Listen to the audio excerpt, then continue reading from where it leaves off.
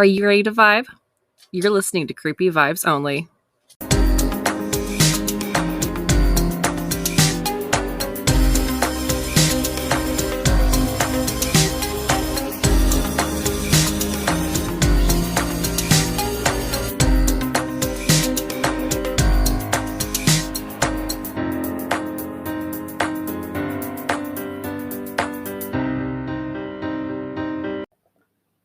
Hello. Hey. We're back. It's us. Again. We've survived the week. We're alive. I was not taken by ghosts. No pirates came back on fire. Unfortunately. Yeah. I haven't seen any mirages, have you? I've seen a few St. Elmo's Fire, but you know. Wow. Is that a movie? I don't think so. I think it might be St. Elmo's Fire. I know it's a phenomenon. Yeah, we've very well explained last week. Yeah, there's a film called St. Elmo's Fire. What's it about? It's a romance drama. Weird. Yeah, it has Fire? Emilio Estevez and Rob Lowe in it. Swing low, Rob Lowe. Anyways. Hello. It has a 42% on Rotten Tomatoes, so... It was great. Yeah, best movie ever. Go watch it. Rob Lowe, you're a king. Anyways, Hi. How are you? Good, how are you? Good. What's keeping you up at night? Again. Well, I'm back at work this week. It's unfortunate. Not fun. Having to work. Life. It's, yeah. Just waiting for that 1 million to drop so I can stop. Lotomax would be lit. Yeah, it would be. That would be max. Yeah. Cool. You did there? I did. I just very cool. wanted to walk right, like go past it, not even, but okay, you came back. That's fine. I have been sleeping great. Good for you. Yeah. Good. Because of your melatonin. Yeah. I also have been trying to work on my sleep hygiene. Okay. So what does that mean? Well, I shower now, which is a big change for me. No, sleep hygiene is you don't look at screens in your room, you put your phone away. So sorry, my friends, if you text me after 8 p.m. We're out. Yeah, we outie. Okay. I am trying to if I'm reading in bed, I'm trying to not read off my phone, which is really hard for me. Really? I don't know why. I just am lazy, and I would rather have downloaded books than go to a store and buy them. I have a bajillion books everywhere. Yeah, you do. I love physical books. I'm just lazy. So I have been using I have a Google Home, so I listen to audiobooks off that now, and it has a nice little sleep timer. I'm tell me a story and then go to sleep in an hour. Very fun. Yeah, so I'm usually asleep by the time that's done, and then I inevitably wake up 2 or 3 times a night because Lewis's. Yeah, Milo's the same thing. Yeah, Lewis dogs. Milo will he'll sleep on top of the covers, and then when I'm fully asleep, he'll hit me a few times. So I wake up and lift the covers up so he can go underneath. He could probably lift it up himself if he tried. He will not. So then he does that, and then he'll decide to leave around 2 a.m. Nice. He'll go downstairs, and then he'll come back around 3 or 4, hit me again so I can lift up the covers for him. Oh my god. Yeah, Lewis is at least not that irritating. He just jumps up, has a good snuggle, gets too warm, fucks off, and is I'm cold again. Love me. At least there's no violence involved for you. Yeah, and no one's hitting me, which really is all I can ask for. So I have, surprise, a creepy fact for you. Oh my gosh. But this time, it's not from Scoop Whoop. What? Are you going to tell me I'm going to die early now again? I love that. This one is actually from, I've heard this fact on a ghost tour that I did of the Upper Canada Village. Okay. And also I read a bit more about it on the St. Lawrence Valley Cemetery website. Mm-hmm. So the fact is, there are actually a few cemeteries at the bottom of the St. Lawrence River. What? Yeah. So during the St. Lawrence Power Project, believe it was 1957, There's 8 land cemeteries that were along the road they wanted to maintain the St. Lawrence and kind of expand it. And 18 cemeteries were there and due to be flooded. Milo is on the way. Yeah, you guys can hear it. Milo just like okay, he's at the door. So from those 18 cemeteries, 15 of them were moved, and families. Milo's very happy. So 15 of the cemeteries were moved to another location. Families were given notice to move their loved ones, but not everyone was able to claim everyone in the cemeteries. So they went ahead and flooded the cemeteries. So there are a few cemeteries at the bottom. Oh my god. Yeah, that's sad. So that's my creepy fact. Jesus Christ. It was fun. That's so grim. I know. Hey, Milo. That's not a demon. That's my dog. Listen, would it be creepy vibes only if a dog wasn't saying hello? Screaming. Milo's just exercising the demons. Yeah. Are you done, puppy? It's 2020 up in the chat. Can you go sleep? No. He'll settle at one point. Yeah, it's fine. So yeah. Jesus. What the fuck? I'm never gonna look at the herb the same. I'm going to kill my dog. Milo, update me with your last known whereabouts. Bye, Milo. Love you. Love your hair. Hope you win.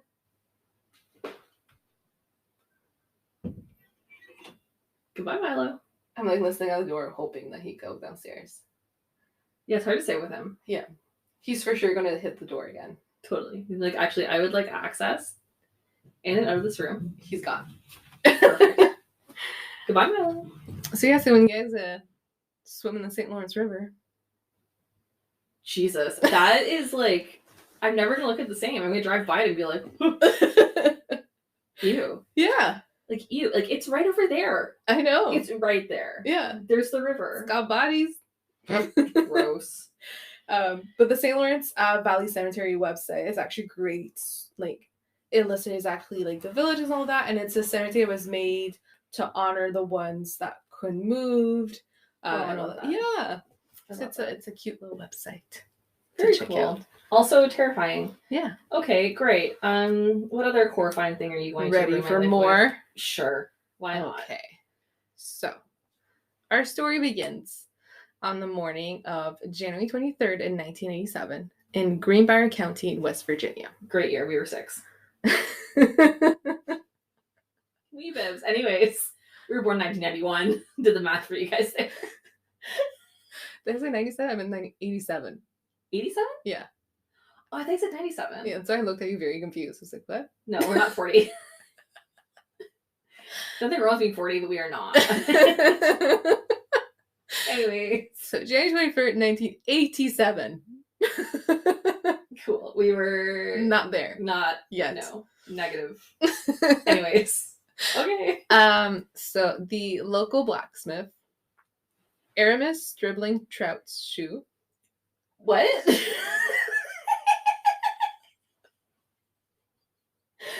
Sorry. Those were just a bunch of sounds.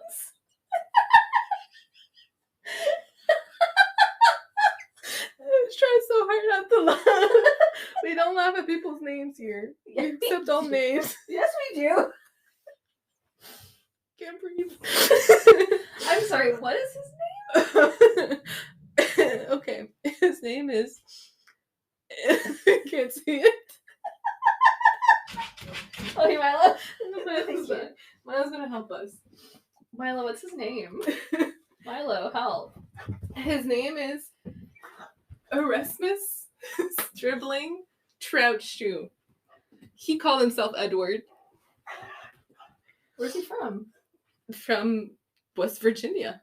Okay. So he was the local blacksmith. Why are you looking at me like that?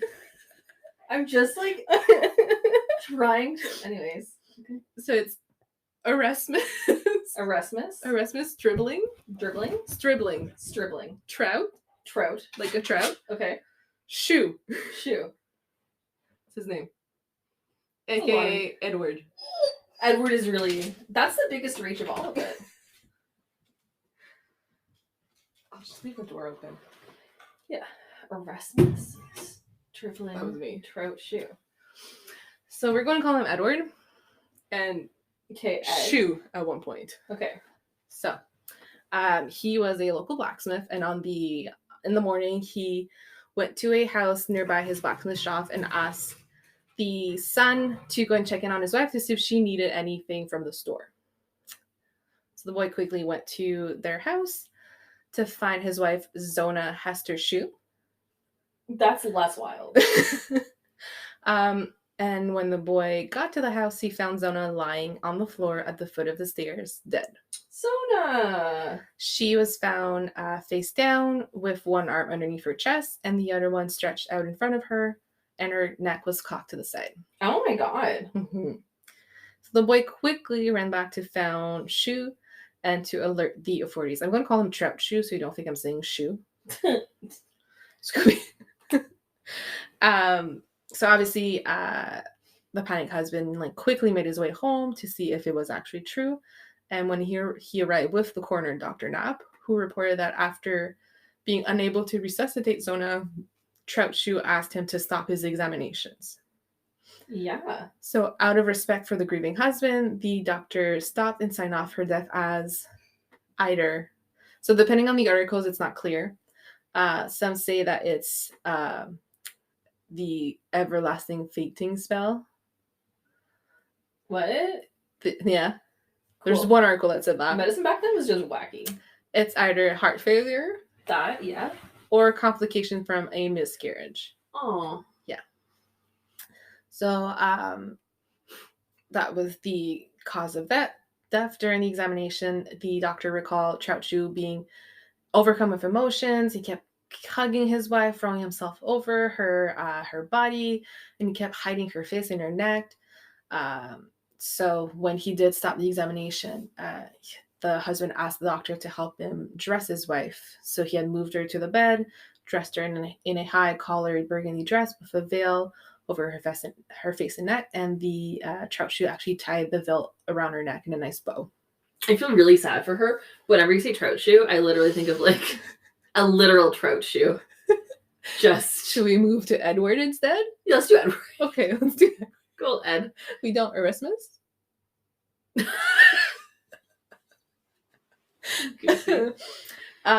So she was prepped. A traditional wake was held that day because she was due to be married the day after. Oh. Yeah, it was very fast. Damn. Mm-hmm. So during the wake, Edward exhibits some very strange behavior that people after that kind of commented on it. They commented on it, but then they also said, obviously, they were recently married. He was overcome with grief. But when he noticed that it wasn't an open casket, he immediately put a scarf over her neck. He put a pillow under her head to properly prop her up. And he kept throwing himself over the casket in an exuberant show of grief. And this, basically, he would do this, and that would stop people from probably being able to see her and say their goodbyes. This bitch probably killed her, didn't he? We don't know. Oh, all right. Well, I don't think Erasmus would do that. Come on. Mm-hmm. So, the following day, Zona was buried in the Soul Chapel Methodist Cemetery. And basically, after the burial, everybody pretty much moved on, saddened, but that's life. That's life. Shit happens. Except for Mary Hester, Zona's mother. Oh, Mary. And Mary was not okay with this. Atta girl Mary, queen. Ever since hearing the news of her daughter's death, she immediately suspected foul play, even said it was the devil's work. Oh. Some backstory. Mary did not like Edward. Mary. She was against the relationship from the very beginning. So they've actually met in October 1986, and got married.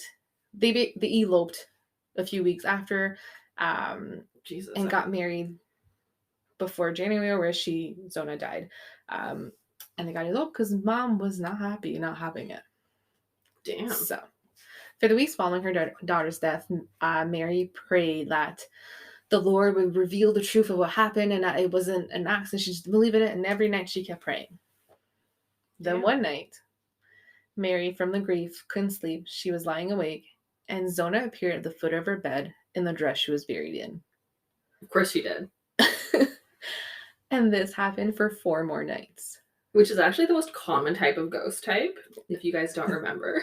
Go back to last week. Mary claimed that when Zona told her about, when Zona appeared, she gave her some stories of what happened. She told her about the hysterical physical abuse that she lived at the hands of Edward.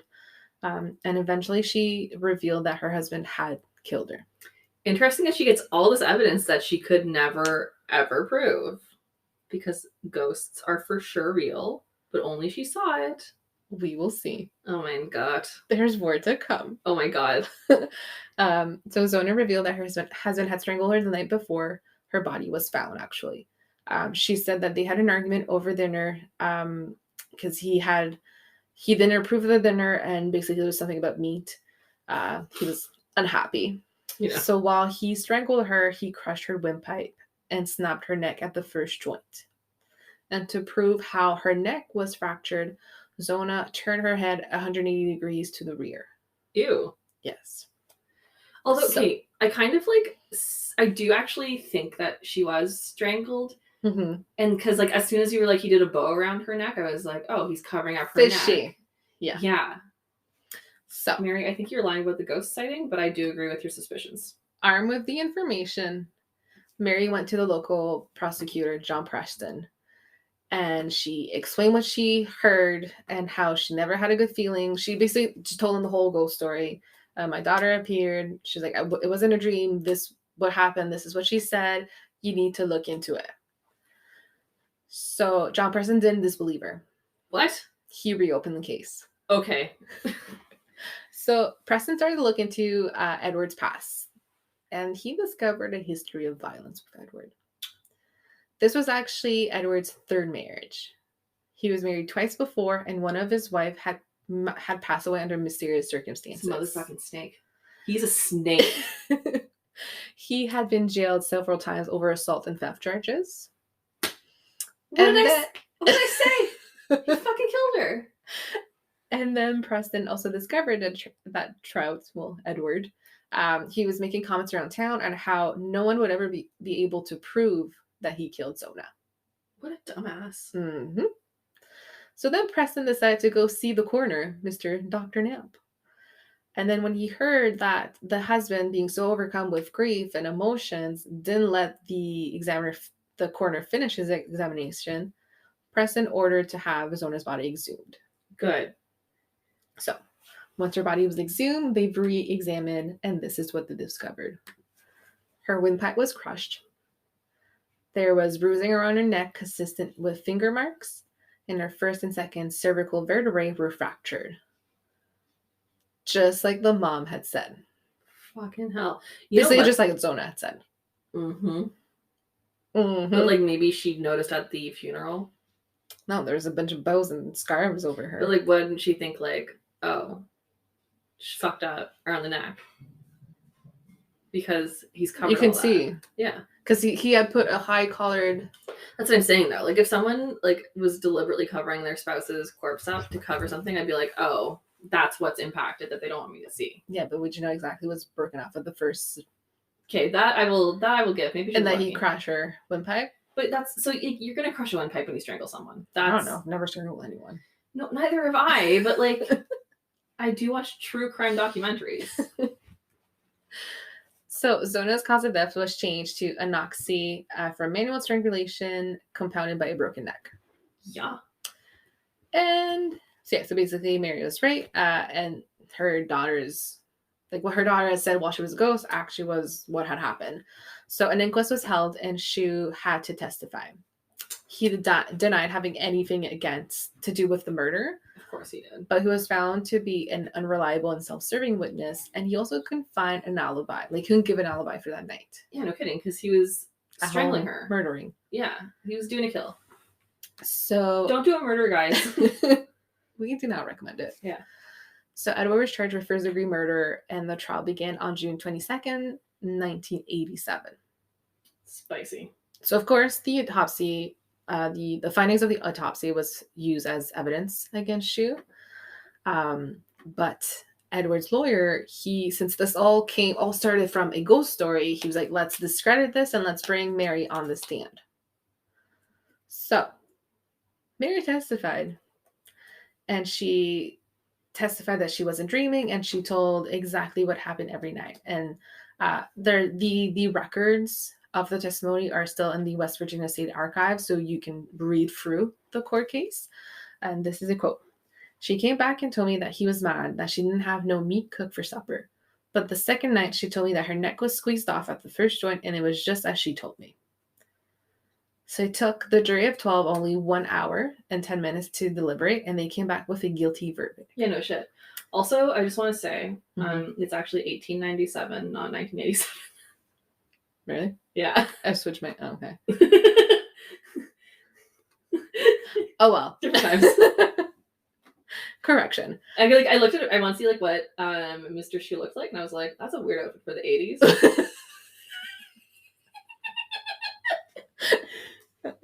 Anyways, carry on. This is great. So he was sentenced to life imprisonment, but he died 3 years later from a disease. Good. He is the disease.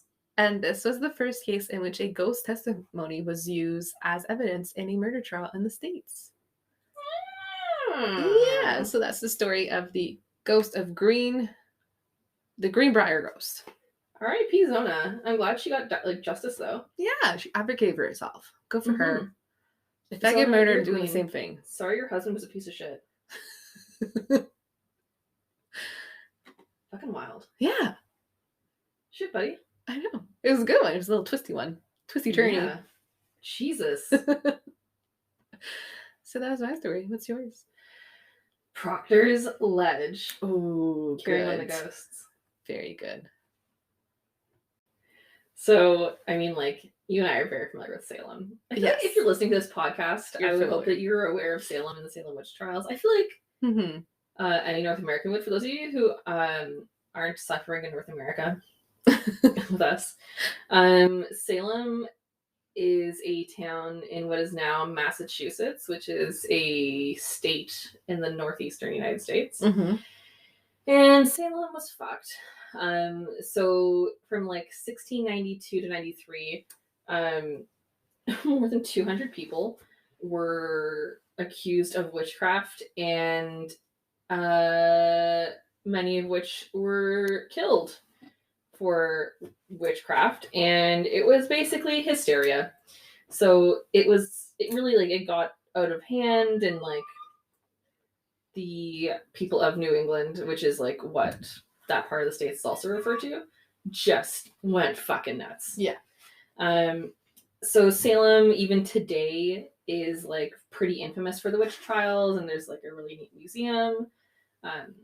It's near Boston, which is like my favorite city. Yeah, like you've been. I fucking love Boston. If you're from Boston and you're listening to this, say hi. Hey, it's like if I was going to move to the United States, which I don't know if I would do because your healthcare frightens me and your gun control frightens me even more. Boston is where I'd live. Yeah. Like, no doubt. I'd move to Boston. It's so great. Anyways. Salem witch trials, not good. No. It was basically like a period where people were just like base level scared because like if you piss someone off, they could get sucked up in the hysteria and be like, she's a witch. And basically like they looking back when they say like it wasn't necessarily witches, it was people that were outspoken that just didn't stand in with the crowd, or just had something to say, or was easily controlled, and bam, 100%. And witch. 100%. Like it was anyone who was like vaguely counterculture, or anyone who just like pissed off the wrong person. Yeah. Like they'd be like, they're using dark magic, because people were so scared of what they were describing as dark magic. Like they were hysterical. You know why we don't have pockets anymore? Why? Oh, so that's why. Oh, that's why? Because back then women had pockets, and they said that they would put their spells in pockets. So to prove they weren't witches, they would sew up their pockets. Really? Yeah. So that's why we don't have pockets anymore. Fucking Salem. Jesus Christmas. So something that like I find just like so similar to that just is like it really shows you how crazy it was. People would literally build hidden like rooms in their houses so they could hide from people looking to like bring justice to Salem, like officials who were like looking for them. So they like literally built like secret panic rooms. It's so sad. I mean, that's sad. Like, I would love to have a room hidden behind a bookshelf. I think that's so cool. The little speakeasy. What like is also really sad is like of those 200-ish people who were accused of witchcraft, 19 people were executed. Oh. I mean, like it's more obvious. Like 19? Yeah, 19 were murdered. Well, murdered. Out of 200? Yeah, 10%. That's a lot. There was more. Maybe it's more. This is just the source. My source from that. Okay. Yeah. So my source is salemghosts.com, by the way. Don't sue me. It is a lot. Yeah, and that's just in 1 year. That's from 1692 to 1693. It's insane. Because these people were fucking nuts. Fucking nuts. Knucking futs. Apparently it was also like encouraged for kids to out like witches, which is striking because they used a similar thing with like the Hitler Youth in Germany, right? Yeah. Like, so I don't know, like I find that even like grosser to like involve children and that kind of thing because kids are so impressionable. Yeah. Right, and they're so trusting of like adults in power. And they don't know social cues. No, and like their brains aren't developed. No. So like people would then be like taken and like what they called interrogated, which was like they would torture them. They would put them through like trials that they couldn't possibly pass. Like, you know, like the infamous one of where like if she sinks, she's not a witch. If she floats, she's a witch. So you die no matter what. Yeah. Damn if you do, damn if you don't. Yeah, that's exactly it. So it was fucking gross. And obviously, like the result of that is like Salem is now regarded as like an extremely haunted place. And the bulk of its like hauntings and ghost stories come from the witch trials. Yeah. People who were either like murdered or otherwise like humiliated or degraded. Just that amount of like negative, like the fear, totally. Like even if you weren't, I don't want to be caught, but like the trauma. Yeah, the trauma that Yeah. All that to say, it is like as like grim as it is, it's also like now like one of like the most visited tourist destinations. It's incredible. I when I went to Boston, I didn't have the opportunity to go, and I definitely want to, even just to like pay respect to like those women. Yeah, and within like there's like witches today, like within the witch community, Wiccan, all of pagan, like they've reclaimed Salem as their home base. So yeah, that's why it is so popular because they're like, no, it's not a like it's a negative, but yeah, and they're reclaiming it too. Yeah. There's been a bunch of different like shows that have gone through, like I'm sure Ghost Adventures has gone through and done like hauntings. Yeah, it's in popular culture, so like I love video games, as you know. And one of my favorite games is called Fallout 4, and the premise is that nuclear bombs were dropped all over the world, including near Boston. And you are someone who wakes up from a cryogenic chamber in a vault because you're able to secure one before the bombs dropped. And you're in Boston, and you can actually visit the Salem Witch Museum. Fun game. You'd hate it. I love it. I'll just play Animal Crossing. Yeah, it's too spooky for stuff. But yeah, so all that to say, like horrible things happen there, and it is understandably like a very culturally significant place. And with all that in mind, we're going to talk about one location in Salem called Proctor's Ledge. Okay. So Proctor's Ledge was one of the areas, or sorry, like the main area where the witch trials were basically conducted. So people who were accused and convicted of witchcraft were hung there, like to murder them. They keep saying executed. Like I don't want to say executed because I genuinely think it's more murder. Yeah. The other sad thing is like they weren't just murdered there, but like that's where their bodies would be just left. Mm-hmm. So understandably, like a super traumatic and super bad energy filled place. The exact location has been contested for a long time. And many people believe that like those 19 victims were executed at the summit of Gallows Hill, and Gallows Hill is at the western edge of Salem.